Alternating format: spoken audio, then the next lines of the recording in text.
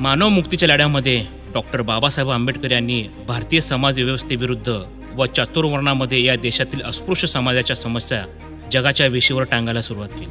त्यावेळेस देशभरातील लाखो अनुयायी डॉक्टर बाबासाहेब आंबेडकरांच्या हक्याला साथ दिली। यामध्ये सोलापूरमधील असंख्य कार्यकर्ते होते। त्या कार्यकर्त्यांमध्ये तत्कालीन अनुयायीमध्ये बुद्धवासी तुकाराम नानाजी इंगळे यांचाही तन मन धनाने समावेश होता। तोच वसा घेऊन त्यांचे कनिष्ठ चिरंजीव राजा इंगळे यांनी हे लढाऊ व आक्रमक अशा पद्धतीने सोलापूर शहर व जिल्ह्यामध्ये चळवळ उभी केली। त्या चळवळीकडे उभ्या महाराष्ट्राचे लक्ष वेधून घेतले। त्यावेळच्या पॅन्थर चळवळीमध्ये त्यांचा मोलाचा सहभाग होता। तसेच 1990 साली रिपब्लिकन पक्षाची राजकीय चळवळ पुनर्वत जिवंत झाली। त्यामध्ये सुद्धा त्यांनी राजकीय ठसा उमटविला। अशा या लढाऊ पॅन्थरला मानाचा सन्मानाचा क्रांतिकारी जय भीम। बाबासाहेब आंबेडकरांची चळवळ सोलापुरात जेव्हा सुरू झाली, त्या चळवळीमध्ये सोलापुरात जे जुने कार्यकर्ते होते त्यामध्ये तुकाराम नानाजी इंगळे हे प्रामुख्याने त्यांचं नाव घ्यायला पाहिजे। त्यांच्याबरोबर एन आबुटे, RS रणशिंगारे, NS कांबळे अशी जुनी जाणती मंडळी कार्य करत होती। पण इंगळेंचं वैशिष्ट्य असं होतं की त्यांनी एक स्वावलंबी माणसांनी कसं असावं हा धडा त्यांनी समाजापुढे ठेवला। त्यासाठी त्यांनी स्वतःचा व्यवसाय सुरू केला। राष्ट्रीय सायकल मार्ट पांजराबळ चौकामध्ये जवळजवळ 150 सायकली त्यांच्याकडे होत्या आणि त्या सायकलीच्या व्यवहारावरती तो आपल्या लोकांना एक आदर्श घालून दिला की व्यवसाय करावा, कोणाच्या पुढे हात पसरू नये, असा एक आदर्श त्यांनी ठेवला। त्याशिवाय इंगळ्यांचं वैशिष्ट्य असं होतं, बाबासाहेबांनी जी पत्रकं निर्माण केली, जनता असेल, प्रबुद्ध भारत असेल, ह्या पेपरची एजन्सी TN इंगळे या नावाने येत होती। मी ते वाचलेलं आहे।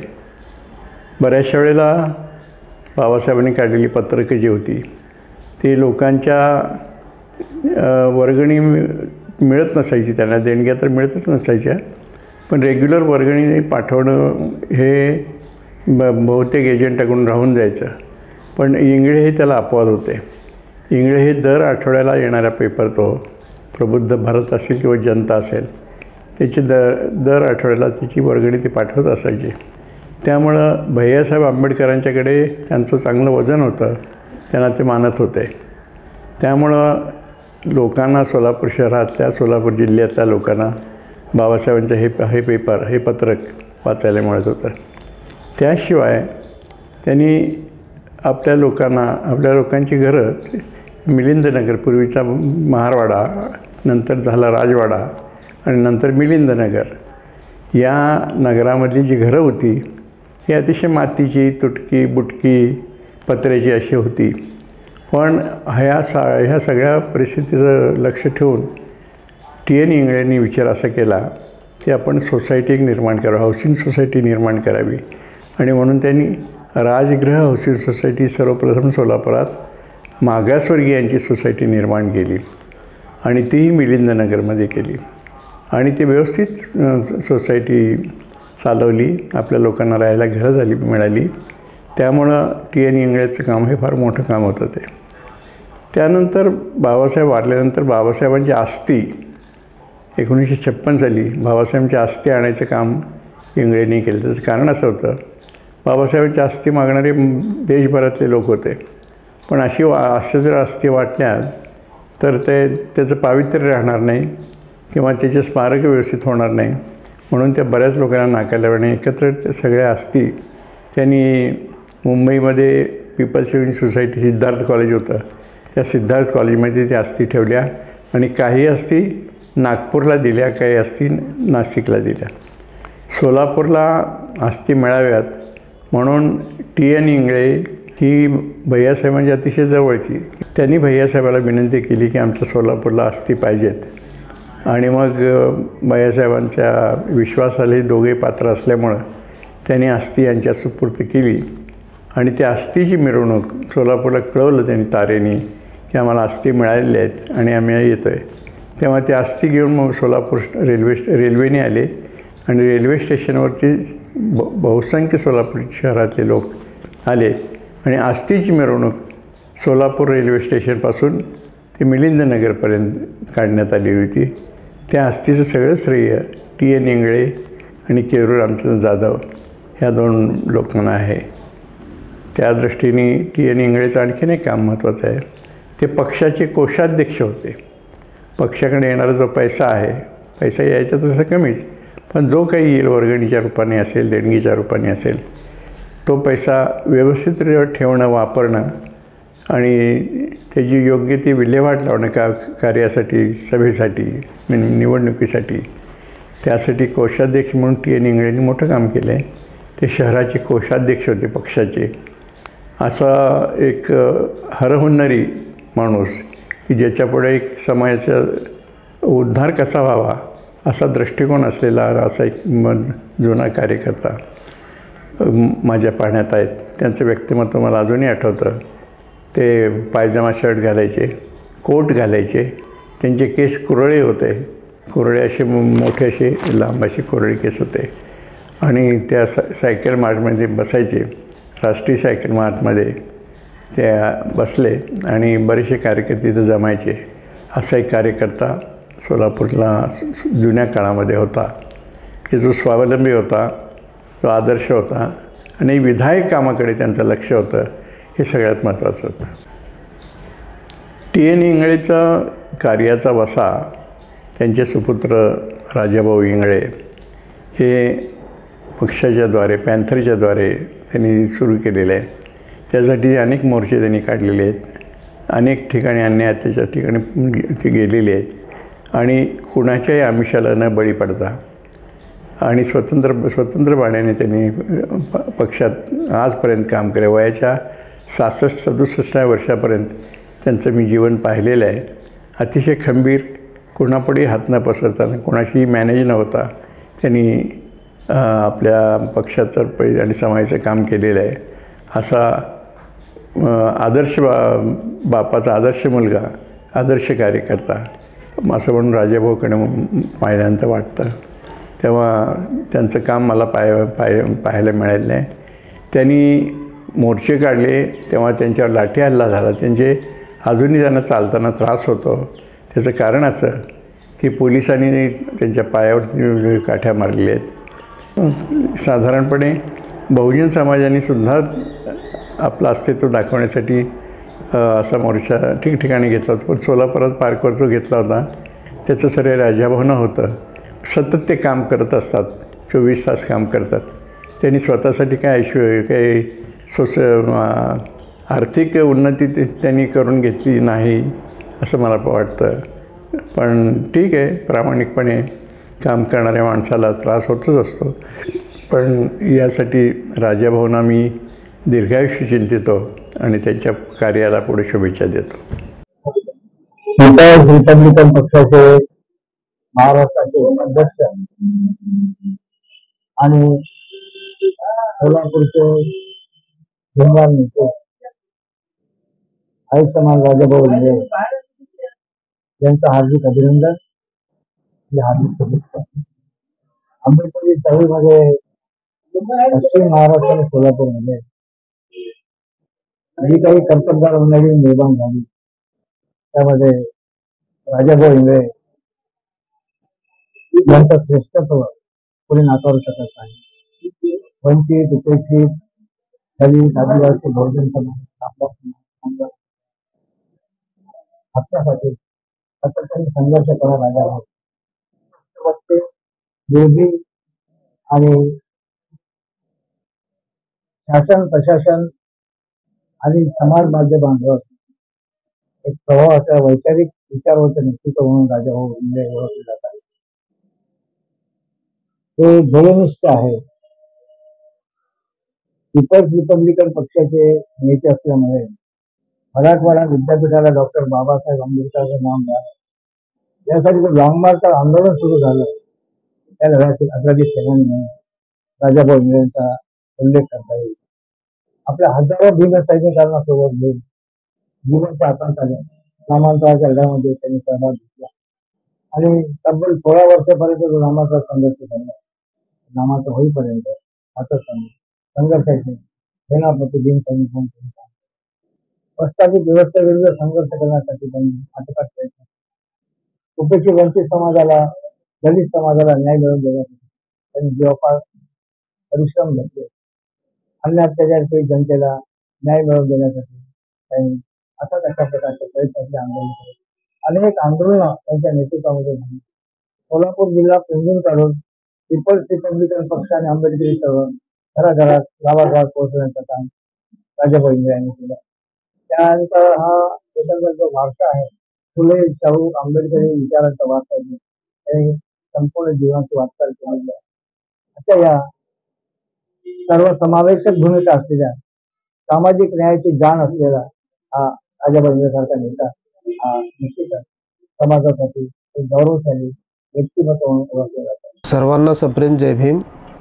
आदरणीय इंगळे साहेबांचा आणि माझा परिचय तसा विद्यार्थी दशेपासून असून त्याही पूर्वी ते पॅन्थरमध्ये काम करत असताना त्या काळामध्ये त्यांच्या नावाचा नावलौकिक अत्यंत मोठ्या प्रमाणामध्ये होता. अत्यंत धाडसी आणि कणखर असं नेतृत्व म्हणून त्यांनी त्यांच्या तरुणपणामध्ये विशेषतः पॅन्थरच्या कालावधीमध्ये काम केलं. आमच्यापूर्वी आदरणीय राजाभाऊ इंगळे आणि त्यांचे सर्व सहकारी ज्यावेळेला शिक्षण घेत होते त्यांनी डॉक्टर बाबासाहेब आंबेडकर यांच्या नावानं विद्यार्थी संघटना काढली आणि या विद्यार्थी संघटनेच्या माध्यमातून, ज्या संघटनेचं नाव doctor Babasaheb Ambedkar students association असं होतं, याच्या माध्यमातून खऱ्या अर्थानं जे तळागाळातील गोरगरीब विद्यार्थी आहेत, मागासवर्गीय विद्यार्थी आहेत, यांच्या ॲडमिशनचे प्रश्न, हॉस्टेलचे प्रश्न, स्कॉलरशिपचे प्रश्न किंवा एकूणच विद्यार्थ्यांवर होणारे अन्याय अत्याचार याच्या संदर्भात ही संघटना त्यावेळेला काम करत होती. ही माहिती घेऊन आम्ही त्या काळामध्ये आदरणीय राजाभाऊ इंगळे साहेब, राजाभाऊ सरवदे, त्यासोबतच आदरणीय राहुलजी सरवदे साहेब या लोकांची आणि त्यांच्या इतर लोकांची आम्ही भेट घेऊन या बाबतीत विचारणा केली असता आम्ही त्यांच्याकडून परवानगी घेतली, या संघटनेचं काम आम्ही पुढे चालू करतो. राजाभाऊ इंगळे साहेबांसारख्या कार्यकर्त्यांची नव्या पिढीलासुद्धा ओळख झाली पाहिजे या अनुषंगानं आम्ही व्याख्यानमालेची सुरुवात केली आणि दरवर्षी 14 एप्रिलला डॉक्टर बाबासाहेब आंबेडकरांच्या जयंतीच्या दिनाच्या निमित्तानं आम्ही विद्यार्थी संघटनेच्या वतीनं त्या कालावधीमध्ये अनेक वर्षे व्याख्यानमाला राबवली आणि आम्हाला याचा सार्थ अभिमान आहे की त्या काळामध्ये जी व्याख्यानमाला सुरू केली त्याचा धागा पकडून आज अनेक ज्या छोट्या सामाजिक संघटना असतील किंवा मंडळ आहेत, यांनी बाबासाहेबांच्या जयंतीच्या दिनानिमित्त बाबासाहेबांचे विचार लोकांना कळण्यासाठी त्या व्याख्यानमालांचं आजही आयोजन केलं जात आहे. या सर्वांच्या पाठीमागची जी खरी प्रेरणा आहे ती पॅन्थरच्या कालावधीमध्ये जे लढवय्ये कार्यकर्ते त्यावेळेला तयार झाले होते, त्यांच्यापैकीच एक लढवय्या कार्यकर्त्यामध्ये आदरणीय राजाभाऊ इंगळे यांनी त्यांच्या कार्यकालामध्ये जे कामाला सुरुवात केली ती आजही आपण पाहतोय की ते मोठ्या हिरिरीनं प्रत्येक सामाजिक प्रश्नावरती ते तुटून पडलेले असतात, मनुवादावर तुटून पडलेले असतात. सोलापूर शहर जिल्ह्यामध्ये कुठेही अन्याय अत्याचार झाला तर त्या ठिकाणी ते धावून जातात आणि आपल्या समाज बांधवांचे आसव पुसण्याचं काम करतात. तेव्हा चळवळीला खऱ्या अर्थानं ज्यांनी वाहून घेतलेलं आहे, जे आज या आंबेडकरी चळवळीमध्ये एक या चळवळीचा शिलेदार म्हणून काम करत आहेत आणि सामाजिक चळवळ विशेषतः त्यांनी मोठ्या प्रमाणामध्ये या जिल्ह्यामध्ये रुजवली. त्यांच्या कार्यानं अख्खा महाराष्ट्र त्यांना ओळखतो. तेव्हा अशा या आपल्या एक धुरंधर नेत्याला आज त्यांच्या वाढदिवसाच्या निमित्तानं मी शुभेच्छा देत असताना एवढंच सांगेन की खऱ्या अर्थाने ही चळवळ आणखी वृद्धिंगत होण्यासाठी आणि सोलापूर शहर जिल्ह्यामध्ये तर महाराष्ट्रामध्ये फुले शाहू आंबेडकरी चळवळीचा झेंडा कायम फडकत राहायला पाहिजे, यासाठी त्यांना चांगलं दीर्घायुष्य लाभो, तथागत त्यांना चांगलं दीर्घायुष्य देऊ आणि त्यांच्या हातून जास्तीत जास्त कार्य या समाजासाठी घडत राहू अशी मी या ठिकाणी त्यांना सदिच्छा देतो आणि त्यांच्या वाढदिवसाच्या निमित्तानं त्यांना लाख लाख शुभेच्छा देतो. जय भीम. आमचे सहकारी मित्र राजाभाऊ इंगळे हे या सोलापूर शहर जिल्ह्याचे अध्यक्ष होते. त्या काळामध्ये मला त्यांच्यासोबत काम करण्याची मला या ठिकाणी संधी लाभलेली आहे. त्यांच्या काळामध्ये या ठिकाणी राजाभाऊंच्या नेतृत्वाखाली आम्ही बरेचसे आंदोलनं केली, बरेचसे मोर्चे काढले आणि या सोलापूर जिल्ह्यातील ज्वलंत प्रश्नाकरता आम्ही लोकांना या ठिकाणी न्याय मिळवून देण्याचा या ठिकाणी आम्ही प्रयत्न केलेला आहे. राजाभाऊ इंगळे यांची कारकीर्दसुद्धा या ठिकाणी या सोलापूर जिल्ह्यामध्ये अतिशय लोकांच्या स्मरणात राहील अशी त्यांची कारकीर्द या ठिकाणी केलेली आहे. त्यांच्या काळामध्ये मी बरेचसे आंदोलनं केली, मोर्चे काढले आणि त्यांच्या नेतृत्वाखाली मला काम करण्याची संधी या ठिकाणी लाभलेली आहे. तेव्हा मी त्यांचा सदैव ऋणी राहीन. त्यांच्याकडून मी बऱ्याचशा गोष्टी या ठिकाणी शिकलो आहोत आणि त्या गोष्टी मी आत्मसात करून पुढील काळामध्ये मी ज्या वेळेला अध्यक्ष झालो त्यावेळेला मला त्यांची कार्यकर्ते माझ्या डोळ्यासमोर ठेवून मी त्या पद्धतीनं काम करण्याचा प्रयत्न केला आहे. आज राजाभाऊ इंगळे साहेबांचा वाढदिवस आहे आणि राजाभाऊ इंगळे नाम ही काफी आहे, मी तर पहिल्यांदा असं म्हणेन. माझ्यासारख्या नवोदित कार्यकर्त्यांना एक मार्गदर्शक दीपस्तंभ म्हणून राजाभाऊ इंगळे यांचं नाव घेतलं जाईल. 82 सालापासून म्हणजे मी वयाच्या 10व्या वर्षीपासून मी त्यांना पाहत आलो आहे. मूर्ती लहान पण कीर्ती महान, एका शब्दात सांगायचं झालं तर. अनेक वेळा मी त्यांच्याशी चर्चा केलो आहे, बोललो आहे, चळवळीबाबत त्यांचं मार्गदर्शन घेतलो आहे. त्यांनी तो भंडार कवट्याचा सांगितलेला किस्सा, धो पाऊस, दलित वस्तीवर झालेला हल्ला, रात्री त्यांना सांगायला लोक येतात, 102 ताप अंगात आणि स्वेटर घालून हा माणूस रिक्षाने भंडार कवट्याला रात्री 10 वाजता पोचतोय. समोर ओढा, ओढ्याला पाणी तुडुंब भरलेलं, माणूस वाहून जातोय का काय अशी परिस्थिती, काळा कुट्टा अंधार आणि ह्या माणसाची घाई जातीला वाचवण्यासाठी तो भरलेला तुडुंब भरलेला ओढा पार करायचा. हाताला हात धरून कार्यकर्ते घेतात, एक कार्यकर्ता त्यांना खांद्यावर घेतो, ते ओढा पास करतात, जातात. त्या गावामध्ये त्यांची सभा होती, विरोधी लोकही त्यांचं ऐकतात आणि लोक म्हणतात की आमचं चुकलंय साहेब, यापुढं होऊ देणार नाही.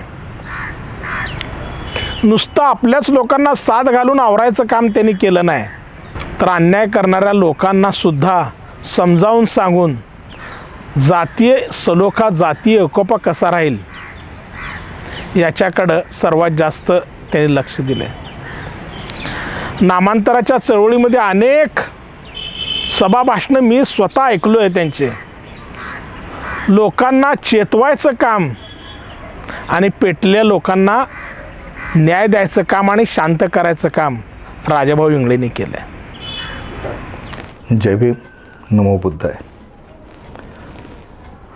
डॉक्टर बाबासाहेब आंबेडकर यांची चळवळ सोलापूर शहरामध्ये गेली अनेक दशकं कार्यरत आहे. अजूनही ज्या महाविद्यालयात आम्ही शिकत होतो ते महाविद्यालय दयानंद कॉलेज, दयानंद महाविद्यालयाचं हॉस्टेल हे चळवळीचं केंद्र बनलेलं होतं आणि या चळवळीच्या केंद्रामध्ये अनेक तरुण मुलं जे शिकत समाज घडवण्याचा जो प्रयत्न करत होते, अशा या तरुण मुलांच्यामध्ये आमचे मित्र राजाभाऊ इंगळे एक होते. डॉक्टर बाबासाहेब आंबेडकर प्रशालेच्या प्रांगणात एक मोठी विद्यार्थ्यांची सभा भरली आणि या सभेमध्ये एक असं ठरलं की डॉक्टर आंबेडकरांच्या नावाने स्टुडंट असोसिएशन चालू करावी.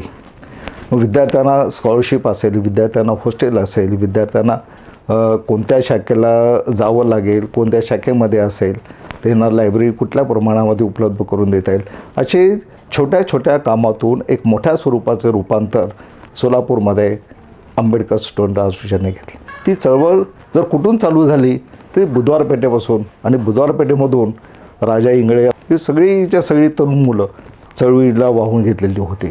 तर राजाभाऊ इंगळेंच्या संदर्भातून जर बोलायचं झालं एक निष्कलंक माणूस, प्रामाणिक माणूस, निष्ठावान माणूस आणि कर्तृत्ववान माणूस.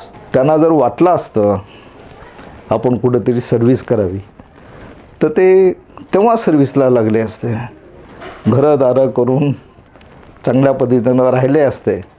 पण नाही, चळवळ म्हणजे चळवळ. राजाभाऊंचा विचार जर केला तर एक खूप मोठा माणूस आहे. ते जर मुंबईमध्ये जन्माला आले असते तर महाराष्ट्राचं राजकारण त्यांच्या भोवती फिरलं असतं.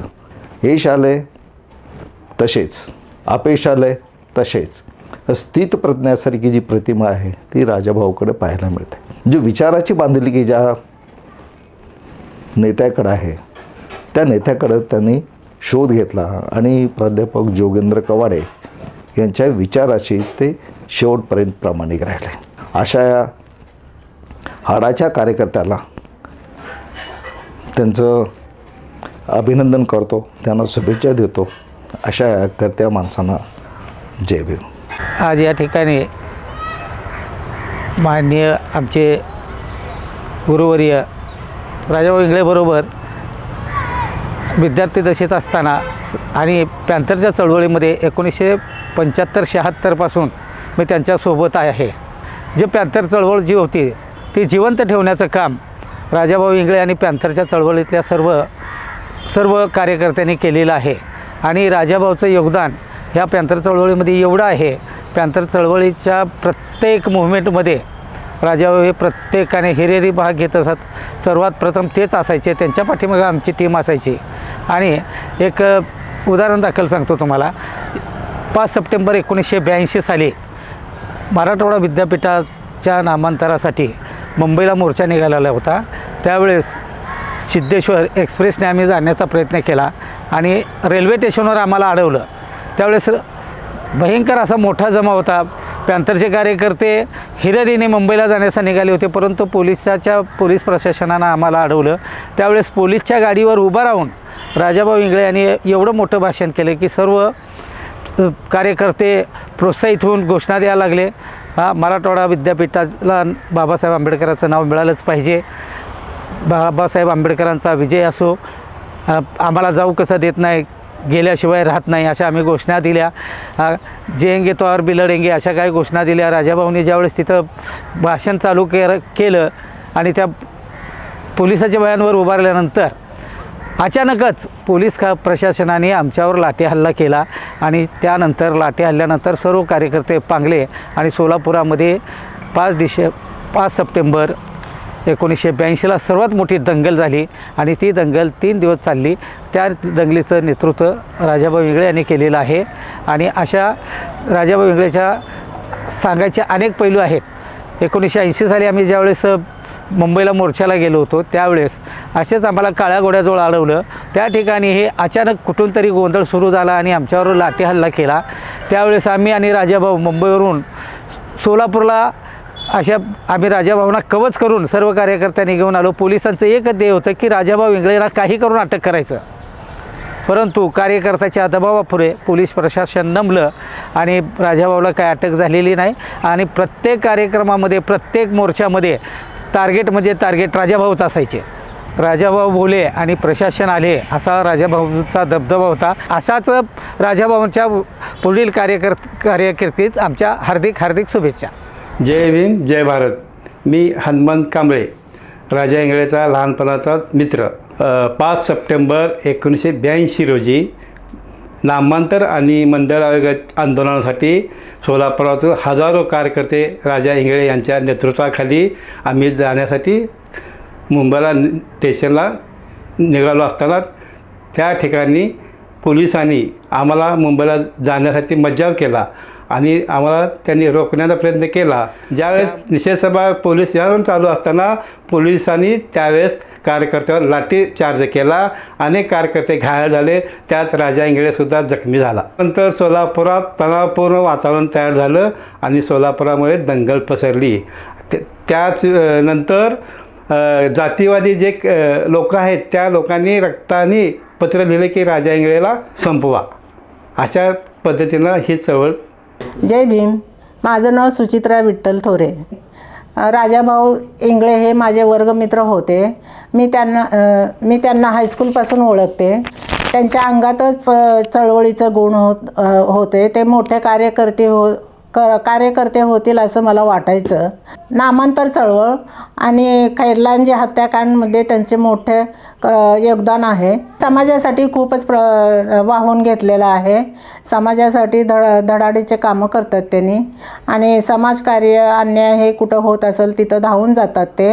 अशा माझ्या मित्राला मी त्यांच्या वाढदिवसाच्या खूप खूप शुभेच्छा देते. जय भीम. नमस्कार, मी सूर्यकांत पाटील. 2013मध्ये चौडी पोलीस स्टेशनला गेलो. त्या काळात माझी एका चांगल्या नेत्याची ओळख झाली. त्यांना मी आज पण माझ्या मोठ्या भावासमान मानतो. ते राजाभाऊ इंगळे. राजाभाऊ सर्वसामान्य लोकांसाठी येत गेले, भेटत राहिले. काम सांगायची पद्धत त्यांची अतिशय चांगली. कारण चळवळीतला कार्यकर्ता म्हटलं की जरा थोडं आक्रमकपणा येतो, पण राजाभाऊच्या अंगी असा आक्रमकपणा नव्हता. समजूतदारपणा खूप होता. आणि त्यांनी काम सांगायचं म्हटलं की आम्हालाच उल्हास यायचा की बाबा या माणसाचं काम केलं पाहिजे आणि जे कायदेशीर आहे तेच करत होतो. असे आमचे राजाभाऊ. त्यानंतर मी जवळपास 7-8 वर्ष सोलापूर शहरात काढली, ग्रामीणला काढली. तर त्या दरम्यान पण राजाभाऊचे असेच अनुभव आले.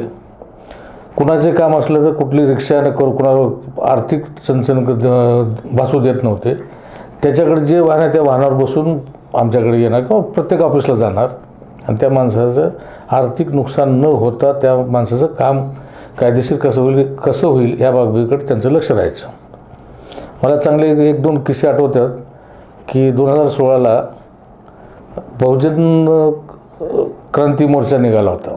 त्याचं नेतृत्व राजाभाऊकडे होतं. राजाभाऊच्या पाठीमागं पूर्ण आंबेडकरी समाज, इतर समाज आणि त्यांचा भला मोठा मोर्चा होता. हा मोर्चा निघाला होता. पण अत्यंत आम्ही जसं सांगितलं राजाभाऊला की भाऊ आपल्याला तणाव करायचा नाही, होऊ द्यायचा नाही. भाऊचे त्यांचा स्वतःचा विचार असा होता की सामाजिक सलोखा राखलाच पाहिजे, राहायला पाहिजे, सोलापूर आपलं शांत राहायला पाहिजे. त्यांनी एवढं कॉपरेशन दिलं की आम्हाला पोलीस प्रशासनाला कुठलाही ताण पडला नाही. बंदोबस्त जास्त लावायची पाळी आली नाही आणि एकदम सामंजस्यानं आपण जसं सांगू तसं तो मोर्चा मार्गक्रमण करत राहिला आणि मोठ्या मोर्चाला ते. असंच अजून एखादं उदाहरण सांगायचं म्हटलं तर पोलीस हेडक्वार्टरच्या समोर शिवरामनगर आहे. तिथं झोपडपट्टी बसली होती हेडक्वार्टरच्या समोर. आमचे त्यावेळेचेच पोलीस कमिशनर सन्माननीय सेनगावकर साहेब यांनी तिथं झाडं लावायचा संकल्प केला होता. आजही ती झाडं आहेत. आणि एका कुणीतरी कार्यकर्त्यांनी तिथं अतिक्रमण केलं. ते आमच्या कमिशनर साहेबाला कळलं. रात्री 11:30-12 वाजता आम्हाला तिथं पाठवलं ते तात्काळ काढा म्हणून. मग त्यावेळेस रात्रीचे 12-12:30 होऊन गेल्या होत्या. मग राजाभाऊ ज्यांना अतिक्रमण केलं त्याच्यासोबत आले. महानगरपालिकेचे अधिकारी आमच्यासोबत रात्री होते. DCP लेवलचे अधिकारी होते, ACP होते, 2 PI होते, मी एक होतो. मग राजाभाऊ जे आले ते आक्रमकपणे झाले पोलीस हेडक्वार्टरला. आणि महानगरपालिकेच्या अधिकाऱ्याला म्हणले तुम्हाला एवढंच अतिक्रमण दिसतंय का म्हणले. बाकीचं गावातलं दाखवतो, चला पहिलं पाडा, मी पाडतो. मग ते एकंदरीत सलोख्याचं मला पहिल्यांदाच अनुभव आला राजाभाऊचा की एवढं आक्रमकपणे कधी बोलतच नव्हते. सामंजस्याची भूमिका घेऊन वागायची त्यांची सवय होती. मग ते 12:30-1 वाजले तर मग आमच्या वरिष्ठाचा दबाव होता ते काढून टाका. आणि राजाभाऊ तर वेगळेच मूडमध्ये होते. मग मी बाहेर गेलो, वरिष्ठ अधिकारी असल्यामुळे बाहेर गेलो RPIच्या ऑफिसच्या आणि राजाभाऊला बोललो, बाहेर या म्हणलो. मग त्यांना म्हणलं असं तुमचा स्वभाव कधीच नव्हता, आज असं का करायला म्हणतो. तर ते म्हणले नाही म्हणले असं जे मुद्दाम महानगरपालिका असं करतात.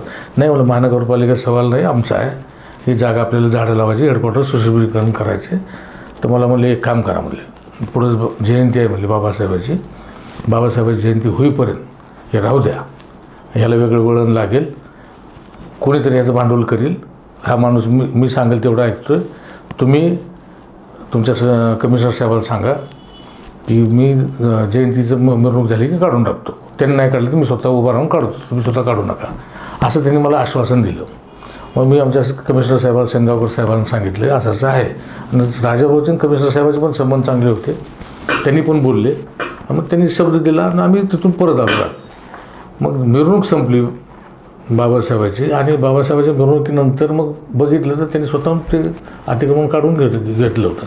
अशा प्रकारचं त्यांचं प्रशासनाला सहकार्य असायचं आणि त्यामुळं अत्यंत हवाहवासा वाटणारा हा नेता कार्यकर्ता प्रशासनाला नेहमीच आवडत गेला आणि राजाभाऊचं काम शक्यतो कुठला अधिकारी टाळत नसावा असं मला वाटतं, कारण मी ते कधी टाळलं नाही.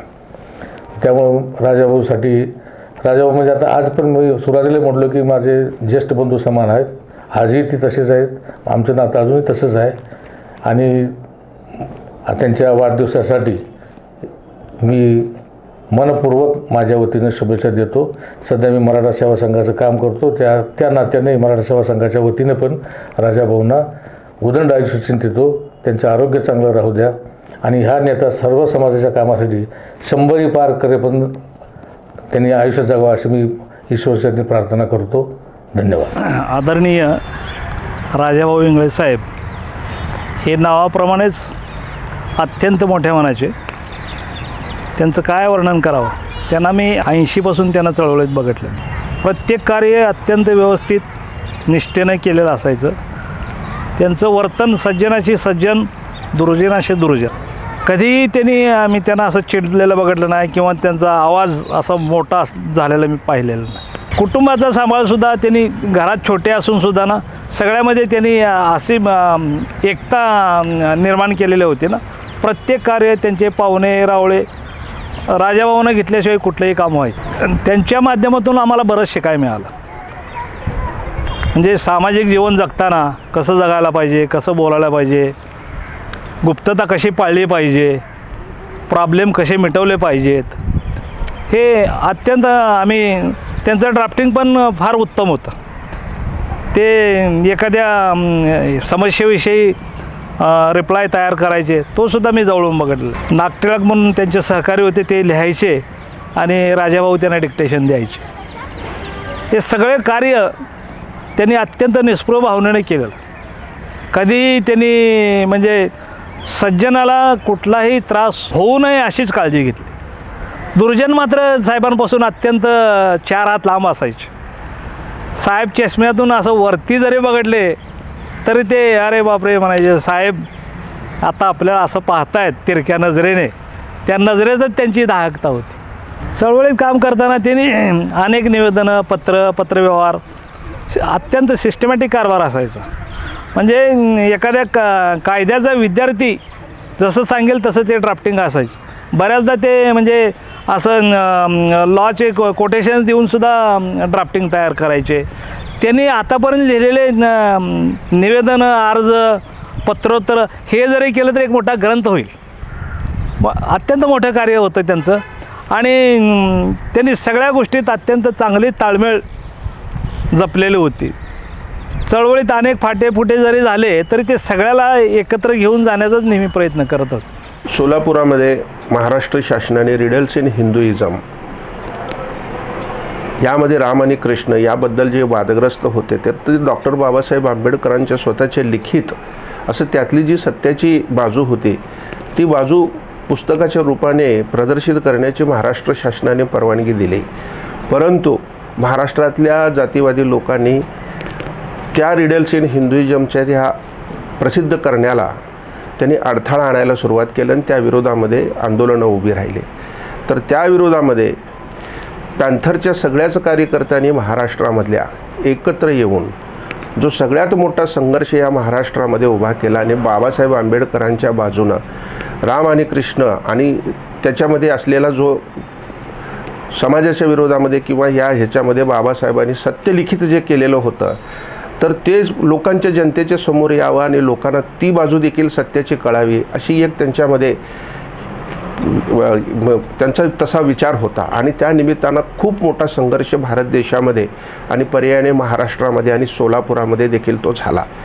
सोलापुरातला मोर्चा इतका भव्य होता की त्याचं पहिलं टोक विजापूर वेशीत होतं आणि त्याचं दुसरं टोक म्हणजे विजापूर वेशीतून माणिक चौकामध्ये, माणिक चौकातून राजवाडे चौक, राजवाडे चौकातून नवी पेठ, नवी पेठेतून मीना टॉकीजच्या समोरून मेकॅनिक चौकातून तिथून प्रभात टॉकीजच्या समोरून डॉक्टर बाबासाहेब आंबेडकरांचा पुतळा आणि तिथून तो फॉरेस्टपर्यंत, म्हणजे इतका जवळजवळ 5 ते 6 किलोमीटर लांबीचा आणि भरगच असं रोडवर पाय ठेवायला जागा नाही, इतका मोठा जो रिडल्स इन हिंदुइझमचा जो मोर्चा सोलापूरला निघाला.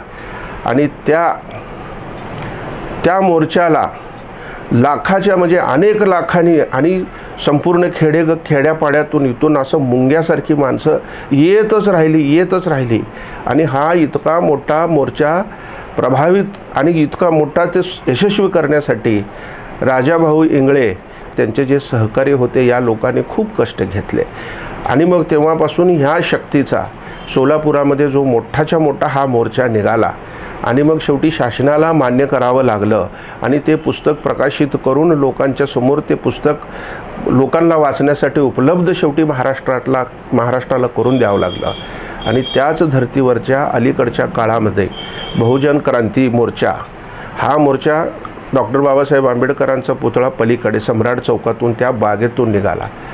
तर तो देखील इतका प्रचंड आणि इतका मोठा होता की त्याची व्याप्ती इतकी मोठी होती. त्याचं पहिलं टोक जेव्हा मोर्चा इथे पोचला तरी देखील लोक रूपाभवानीपर्यंत, म्हणजे इतका मोठा साधारणपणे 3 ते 4 किलोमीटर आणि भरगच असा भरलेला मोठा मोर्चा. तर असा मोर्चा सोलापुरामध्ये हे जे 2 मोर्चे त्याच्यात तोडीचे मोर्चेच सोलापुरामध्ये झालं नाही.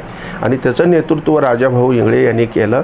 यावरूनच त्यांच्या क्रांतिकारी अशा कार्यकर्त्याचं एक प्रदर्शन घडतं. त्यांच्याकडे असलेल्या लोकांच्या बाबतीमध्ये जे काही म्हणजे नेतृत्व कसं असावं, तर त्या नेतृत्वाच्या बाबतीमध्ये सखोल असं जे ज्ञान त्यांच्याकडे आहे तर ते सांगण्यासारखं, म्हणजे इतका जनसमुदाय त्यांच्या पाठीशी उभा राहिला, हे त्यांच्या म्हणजे कौतुकाचीच ही बाब आहे. तर ही जी गर्दी झाली, तर त्या काळामध्ये रिडल्स इन हिंदुइझमच्या काळामध्ये हा मोर्चा निघण्याच्या अगोदरची जी तयारी होती, तर ही कार्यकर्ती सकाळपासून पहाटेपासून ते रात्री 12-1 वाजेपर्यंत खेडोपाडी अगदी खिशामध्ये काहीही नसताना सायकलवर, रिक्षाने आणि बसने जशा त्यांच्यामध्ये उपलब्ध व्हायच्या त्याप्रमाणे ते रात्री बेरात्री असं फिरून सगळ्या कार्यकर्त्यांना आवाहन करून तक्यामध्ये या लोकांनी तिथल्या लोकांच्या, कारण हॉटेलिंग करणं त्या काळामध्ये शक्यच नव्हतं, तरी देखील कार्यकर्त्यांच्या घरची शिळी भाकरी खाऊन या लोकांनी त्यावेळचा हा प्रचंड मोर्चा, सोलापुरातला सगळ्यात मोठा रिडल्स इन हिंदुइझमचा आणि परवाच्या दिवशीचा देखील बहुजन क्रांतीचा जो मोर्चा होता, ह्या मोर्चामध्ये सर्व धर्माची, सर्व जातीची, बहुजनातली सगळीच्या सगळी जी मोठी गर्दी होती, त्यासाठी यांनी रात्रंदिवस अगदी उपाशी तापाशी ह्या गावामध्ये, त्या गावामध्ये, खेडेगावामध्ये, प्रत्येक खेड्यापाड्यामध्ये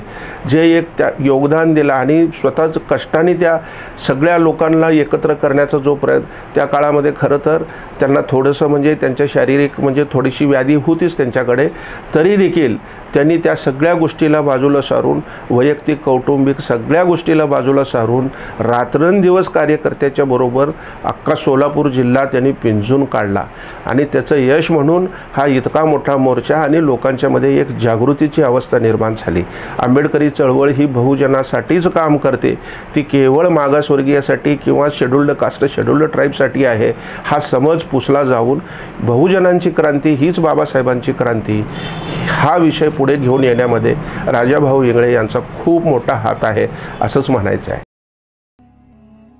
अपराजित योद्धा राजाभाऊ इंगळे, फुले शाहू आंबेडकरी चळवळीचा वसा आणि वारसा अखंडपणे अंगी बाळगणारे नाव म्हणजे राजाभाऊ इंगळे. विचारांचा अनमोल खजिना, राजकारणातील द्रष्टा नेता, भविष्याला पाहणारे नाव म्हणजे राजाभाऊ इंगळे. प्रत्येक आजाराचे औषध, प्रत्येक शहाचा काळशह, प्रत्येक घावाचा प्रतिघाव असणारे नाव म्हणजे राजाभाऊ इंगळे. भूतकाळाचे ज्ञान, वर्तमानाचे भान, भविष्याची जाण असणारे नाव म्हणजे राजाभाऊ इंगळे. आयुष्याचा यज्ञ करून, इच्छेच्या समिधा वाहून सोन्यासारखं चकाकणाऱ्या व्यक्तिमत्वाचं नाव म्हणजे राजाभाऊ इंगळे. पीडितांची पीडा दूर करणारे, संकटातून प्रत्येकाला तारणारे, प्रत्येकाला सत्याचा आरसा दाखवणारे नाव म्हणजे राजाभाऊ इंगळे. राजकारणातील भीष्म, समाजकारणातील चाणक्य आंबेडकरी चळवळीतील एकलव्य असणारे नाव म्हणजे राजाभाऊ इंगळे. वेदनेचा हुंकार, अन्यायाविरुद्धीची ललकार, क्रांतीची मशाल असणारे नाव म्हणजे राजाभाऊ इंगळे. तथागतांची शांती, महात्मा फुल्यांची क्रांती, शाहूंची प्रतिक्रांती, बाबासाहेबांची शांती क्रांती प्रतिक्रांती जपणारे नाव म्हणजे राजाभाऊ इंगळे. अखंड ज्ञानाचा झरा, चळवळीचा चालता बोलता इतिहास, मूर्ती लहान पण कीर्ती महान असणारे नाव म्हणजे राजाभाऊ इंगळे.